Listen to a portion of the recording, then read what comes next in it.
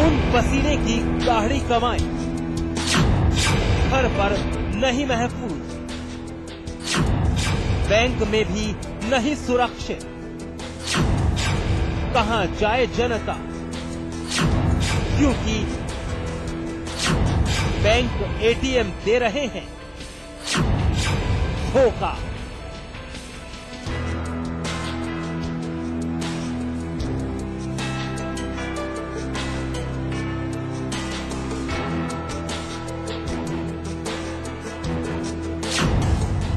तस्वीर में जिस बैंक को आप देख रहे हैं वो नेशनलाइज्ड बैंक है। बैंक ऑफ बड़ौदा से करोड़ों लोग जुड़े हैं। रोजाना एटीएम से रकम निकालने वालों की अच्छी खासी तादाद होती है। रकम की सुरक्षा के लिहाज से आम आदमी यही चाहता है कि उसका रुपया बैंक में रहे। जरूरत के मुताबिक हर शख्स एटीएम का इस्तेमाल करता है, लेकिन जरा सोचिए, जरूरत के वक्त आप जिस बैंक का एटीएम इस्तेमाल करें और एटीएम से नकली नोट निकल कर आ जाएं, तो आप क्या करेंगे? इनसे मिलिए। इनका नाम है दीपक, जो पेशे से व्यापारी हैं। दीपक ने बैंक ऑफ बड़ौदा के एटीएम से 8,000 रुपया निकाले हैं, लेकिन 8,000 में 7,000 रुपया नकली है। जरा इन 500 के नोटों को गौर से देखिए, जिसमें 500 के 14 नोट नकली हैं। दीपक नकली नोट को लेकर हैरत में है। मैंने निकाले थे तो उसमें से 8,000 रुपये निकले थे, और निकालने के बाद में मैंने जब बाहर गार्ड को दिखाए थे तो उन्होंने कही थी ये नोट ऐसे ही होते हैं। फिर वहां से मैं गया था कोसी मंदिर पे गिरिराज अग्रवाल के पास, मैंने वहां से फिर नोट निकाल वो दिखाए थे। उन्होंने माल देने के बाद में नोट लिए थे। जब नोट लिए थे उसके बाद में उन्होंने उन नोटों को वापसी कर दिए और बोले ये नोट सारे नकली हैं। अब आप बताइए, अभी तक तो बाजार में खुलेआम नकली नोट का इस्तेमाल धड़ल्ले से किया जा रहा था, लेकिन अब बैंक भी इससे अछूते नहीं है। ये सनसनीखेज मामला रामपुर के सिविल लाइन इलाके का है। दीपक जब बैंक ऑफ बड़ौदा के एटीएम से निकलकर नकली नोट लेकर बैंक पहुंचा, तो बैंक के मैनेजर ने धक्के मारकर दीपक को भगा दिया।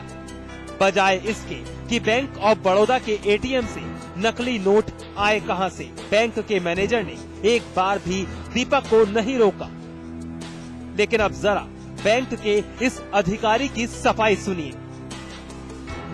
उन्होंने कहा कि इसमें से 7,000 नकली नोट हैं हमारे, और हम जब शाम को गए थे, इंस्पेक्टर साहब वहाँ बैठे हुए थे, वो कह रहे थे कि इनकी आप ये दास्तान सुनो। हम लोगों ने देखा कि वो जो कह रहे थे हम वही सही मानते हैं। उनसे कहा भी था कि नोट इसमें नकली नहीं निकलते हैं, हम लोग सारे शॉर्ट करके नोट देते हैं, और इस एटीएम में सारे नोट आउटसाइड एजेंसी भरती है। बैंक ऑफ बड़ौदा की इस बेरुखी से परेशान दीपक ने पुलिस में शिकायत दर्ज की है कि बैंक ने इस मामले में कोई ठोस कार्रवाई नहीं की है। फिलहाल पुलिस इस मामले की जांच में जुट गई है। साथ ही बैंक के ग्राहक भी सन्न हैं। मोबिन अली, रामपुर, समाचार प्लस।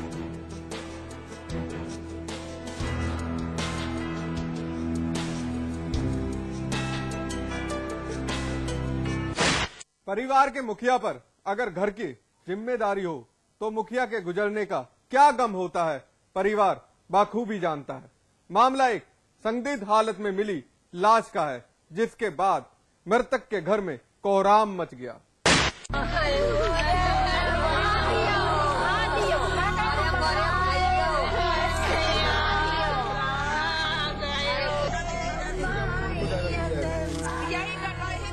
खेत के किनारे बिलख बिलख कर रो रही ये महिलाएं उस वारदात के सदमे में हैं, जो इनकी आंखों के सामने मौजूद है।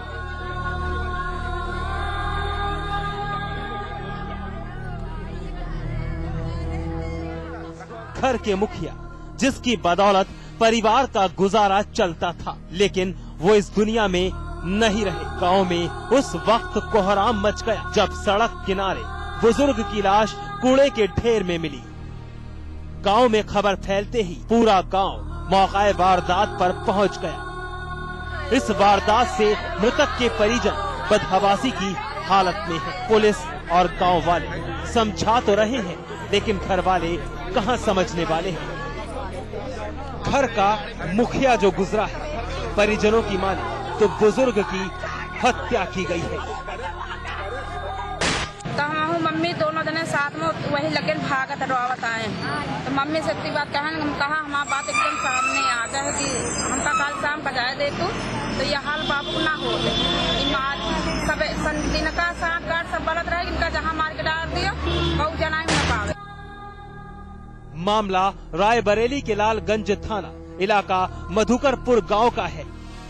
पुलिस ने किसी तरह परिवार वालों को समझा बुझाकर लाश को अपने कब्जे में लेकर पोस्टमार्टम के लिए भेज दिया है। बुजुर्ग शख्स का नाम श्रीराम था, जो सरकारी राशन की दुकान चलाते थे। परिजनों ने बुजुर्ग की मौत के पीछे कोटे की दुकान वजह गिनवाई है। वहीं पुलिस का मानना है कि श्रीराम शराब का ज्यादा सेवन करते थे, जिसकी वजह से श्रीराम की मौत हो गई है। गांव के वृद्ध हैं जिनकी उम्र 67 वर्ष है, रिटायर्ड फौजी हैं। शराब का ज्यादा सेवन करते हैं, लेकिन उनके पास कोटा भी था, कोटे के काम भी करते थे। गांव लोगों का कहना है कि ये शराब बहुत ज्यादा आदी थे, दिन भर शराब पीते रहते थे। इनकी यहाँ पे मृत्यु हो गई है। पोस्टमार्टम के लिए भेज रहा हूँ। पोस्टमार्टम में जो रिपोर्ट आएगा डॉक्टर के द्वारा, उस पर आवश्यक कार्रवाई होगी। इस वारदात की अहम वजह क्या है, ये तो पुलिस की पोस्टमार्टम रिपोर्ट आने के बाद ही पता चलेगा। लेकिन एक सवाल, अगर श्रीराम के परिवार के मुताबिक सरकारी राशन की दुकान के लिए इस वारदात को अंजाम दिया गया है, तो कौन है वो लालची जो अभी भी पुलिस की गिरफ्त से बाहर है? अमरेश कुमार, रायबरेली, समाचार plus.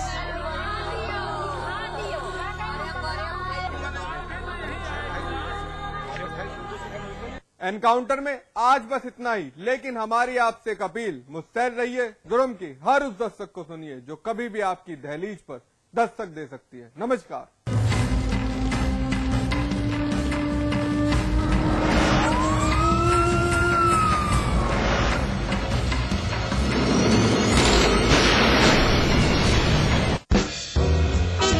Hey baby, how's it going?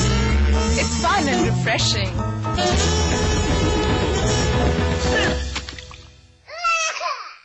Puss Puss, the fun and refreshing mouth freshener.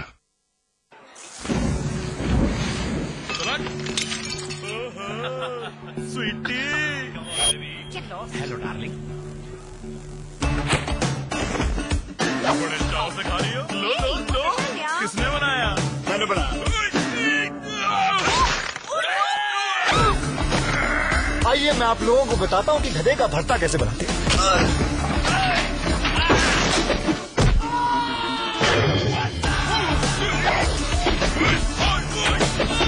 सबसे पहले इस गधे को अच्छी तरह धो लें और फिर आप इस गधे को उबाल दीजिए।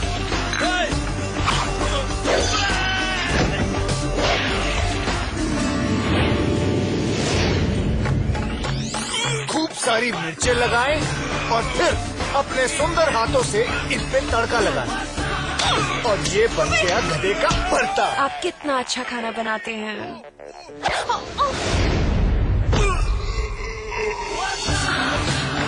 होम डिलीवरी भी करता हूँ। फिट है बॉस। स्वाद बड़ी चीज है, स्वाद से बढ़कर कुछ नहीं। तुलसी सादा पान मसाला। क्या आपकी कन्या के विवाह में आ रही है बाधा? तो जानिए अपनी समस्या का निदान एक पंडित वैभव नाथ शर्मा के साथ आपके सितारे सुबह 8:30 बजे सिर्फ समाचार प्लस पर। It's Meeta.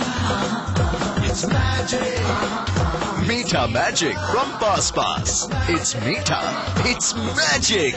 क्या आपका शहर न्यूज चैनलों की भीड़ में कहीं खो गया है? क्या आपका शहर अखबार के चंद पन्नों तक सिमट गया है? क्या आपके शहर से मीडिया का ध्यान हट गया है? अगर इन सवालों का जवाब हाँ है तो हम आपके लिए लेकर आए हैं आपका शहर, आपकी खबर, रोजाना सुबह 8 बजे और रात 10 बजे सिर्फ समाचार प्लस पर। कैबिनेट में संभावित फेरबदल से पहले विदेश मंत्री एस.एन. कृष्णा का इस्तीफा। सूत्रों के मुताबिक राज्यपाल बनाए जा सकते हैं कृष्णा। कल्याण सिंह ने दिए बीजेपी में जल्द वापसी के संकेत। सिर्फ नितिन गडकरी से मुलाकात बाकी, उसके बाद होगा औपचारिक ऐलान। अरविंद केजरीवाल ने कांग्रेस और बीजेपी पर साधा निशाना। कहा न वाड्रा को कुछ होगा और न नितिन गडकरी को, केवल दिखावे के लिए की जा रही है जांच। मुख्यमंत्री अखिलेश यादव ने लिखी प्रधानमंत्री को चिट्ठी। खाद्य सुरक्षा बिल के मौजूदा स्वरूप पर उठाए सवाल। यूपी के सभी गांवों को लोगों को सस्ता अनाज देने की मांग। हिमाचल प्रदेश विधानसभा चुनाव के दंगल में कूदी बीएसपी। मायावती ने मंडी में की रैली। अमिताभ बच्चन के खिलाफ याचिका को झांसी सीजेएम कोर्ट ने किया खारिज। केबीसी शो के दौरान पूछे गए सवाल को लेकर किया गया था केस। लेगपेट घोटाले मामले में पूर्व मंत्री रंगनाथ मिश्रा और चंद्रदेव राम यादव के खिलाफ वारंट। पुलिस ने भदोही और आजमगढ़ में दोनों पूर्व मंत्रियों के घर पर मारे छापे। पूर्व मंत्री लक्ष्मी नारायण से भी पूछताछ। कांग्रेसी नेता राम सिंह कैरा को मिली जमानत। नैनीताल जिला अदालत ने दी जमानत। बिजली कर्मचारी के साथ मारपीट का था आरोप। समाचार प्लस की खबर का असर। देहरादून में मनमाने तरीके से बनाकर बेचे गए। पाम सिटी में कई फ्लैट्स किए गए सील।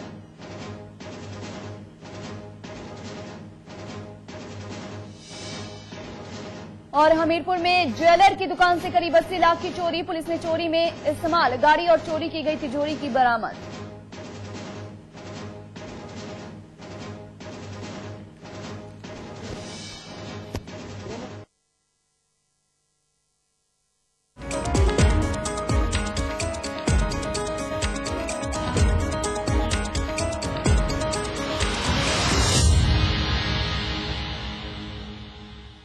उत्तर प्रदेश के पूर्व मुख्यमंत्री और पूर्व बीजेपी नेता कल्याण सिंह की बीजेपी में वापसी की पूरी हो चुकी है औपचारिकताएं। किसी भी वक्त हो सकता है तारीख का ऐलान। अब तक के वार्षिक वार्ता का जो संक्षेप सार है वह बड़ा सकारात्मक है, लेकिन भारतीय जनता पार्टी के राष्ट्रीय अध्यक्ष श्रीमान नितिन गडकरी से जब तक बात हो जाए तब तक अंतिम निर्णय नहीं लिया जा सकता। अब गडकरी जी की तारीख तय होनी है, हमारी भी तारीख तय होनी है। कोई एक तारीख तय हो जाएगी, उसी तारीख में बैठ करके जो कुछ अब तक की वार्ता हुई है भाजपा के सब नेताओं से, उस संदर्भ में राष्ट्रीय अध्यक्ष के साथ बातचीत हो जाएगी और तब अंतिम निर्णय ले लिया जाएगा। अब कब हो जाएगा ये इस बात पर डिपेंड करेगा कि हमको कब टाइम मिलता है और गडकरी जी को भी कब टाइम मिलता है। कानपुर में प्रेस वार्ता के दौरान राजनाथ सिंह ने किया नितिन गडकरी का बचाव। गडकरी पर सवाल पूछे जाने पर राजनाथ ने कहा कि सरकार नितिन गडकरी की किसी भी जांच एजेंसी से जांच करा सकती है। गडकरी के भाजपा अध्यक्ष पद के कार्यकाल का इससे कोई लेना देना नहीं है। रॉबर्ट वाड्रा को क्लीन चिट मिलने पर राजनाथ सिंह ने कहा कि हरियाणा सरकार से उनके डीसी की जांच का कोई मतलब नहीं है, इसके लिए उच्च स्तरीय जांच होनी चाहिए। वहीं केजरीवाल पर सवाल पूछे जाने पर राजनाथ ने कहा कि आरोप प्रत्यारोप लगाने में सावधानी बरती जानी चाहिए। साथ ही राजनाथ सिंह ने सूबे की सपा सरकार पर भी हमला बोला। उनके मुताबिक सपा की सरकार जब बनती है तब सांप्रदायिक दंगे होते हैं। सरकार को यह भी भारतीय जनता पार्टी कहना चाहती है कि जिस भी इन्वेस्टिगेटिंग एजेंसी की जांच करानी हो वो नितिन जी के बारे में जांच करा सकते हैं, क्योंकि डंके की चोट पर दो टूक शब्दों में नितिन जी ने कहा कि आरोप लगते ही सरकार को मैं ये खुली छूट देता हूं कि किसी भी इन्वेस्टिगेटिंग एजेंसी के द्वारा हमारी जांच कराना चाहते हैं तो सरकार जांच करा सकती है। आईएसी सदस्य अरविंद केजरीवाल ने वाड्रा को क्लीन चिट दिए जाने पर सरकार को निशाना बनाया है। इस देश के अंदर क्या एक भी ऐसी एजेंसी है जिसकी हिम्मत है कि वो वाड्रा साहब की जांच कर सके? एक अफसर ने हिम्मत करने की कोशिश की थी, अशोक खेमका ने, और उसका ट्रांसफर कर दिया गया। अब जितनी भी जांच करवाई जाएंगी वो सारी जांचें केवल लीपापोती के लिए होंगी और क्लीन चिट देने के लिए होंगी, वो जांच करने के लिए नहीं होंगी। केजरीवाल का कहना है कि वाड्रा को कुछ भी नहीं हो सकता और सरकार जांच के नाम पर मामले की लीपापोती कर रही है। उत्तराखंड सरकार ने एपीएल उपभोक्ताओं को